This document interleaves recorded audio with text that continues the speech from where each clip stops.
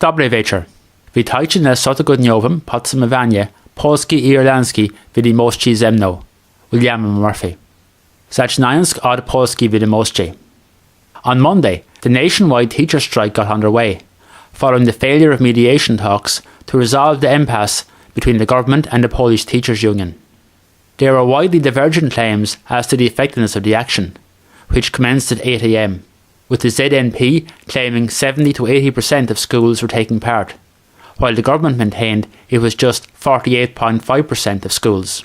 The government had made a new offer to the unions last Friday, but the ZNP, who themselves have moved away from the demand for a 1,000 zloty per month pay increase to one for a 30% increase in basic salary in 2 instalments, claimed that the offer was insufficient, with increases predicated on working additional hours, which would in turn reduce employment. Meanwhile, the teachers section of the Solidarity Trade Union ended its 26-day occupation of the school board in Krakow. In talks on Sunday evening, Solidarity accepted the government offer to the teachers, but it was rejected by the ZNP and another union. Exams in junior high schools commenced on Wednesday, and the Education Minister, Anna Zalewska, maintained that they went ahead without interruption, with volunteers, mainly retired teachers, brought in to replace striking teachers.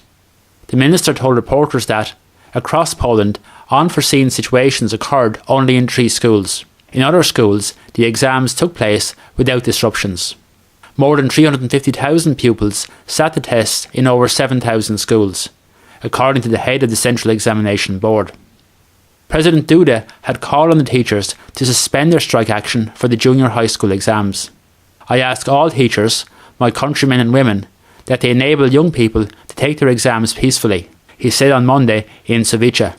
On Tuesday, Prime Minister Mateusz Morawiecki said that after Easter he would initiate a nationwide debate on the education system in the form of a roundtable discussion.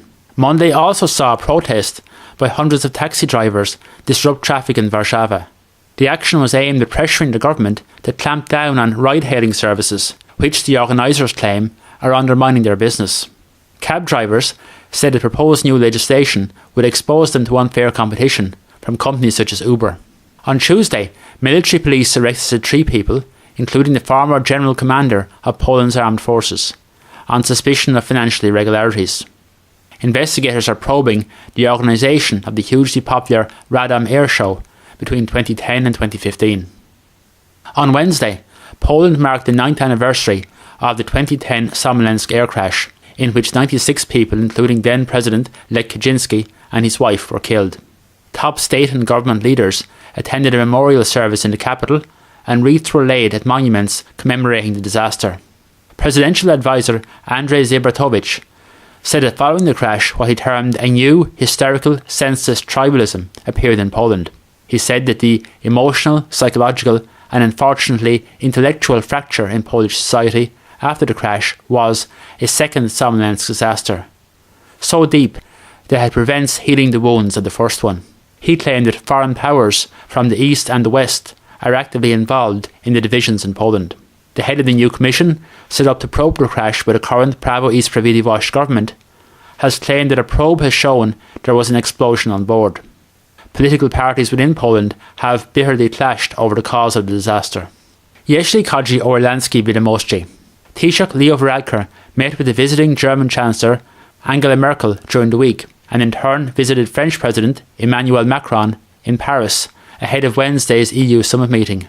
Ireland expressed support for the UK's extension request being granted, with the government here taking the view that the dangers of a hard Brexit outweigh the damage caused by the continuing Brexit uncertainty. On Monday, Polish Foreign Minister Jacek Czaputowicz expressed support for a delay to Brexit at a meeting of the EU Foreign Affairs Council. He said that if Prime Minister May doesn't gain approval of the withdrawal agreement, then extending Brexit is a good solution. Poland has been one of, if not the most, understanding country of the UK perspective throughout the Brexit process. On Wednesday, Gardaí arrested a 4th person in connection with the murder of the Polish national Mikołaj Wilk in June last year. The man was arrested in Cork and taken to Toher Garda station for questioning. Last week, the Cork coroner, Philip Comyon, adjourned the inquest into the death of Mr Wilk at the request of Gardaí due to their ongoing investigation. Tabczeszku na Czynczyzn, zapraszam na kolejne podsumowanie sa tidin ó ta samé póise. Do branar.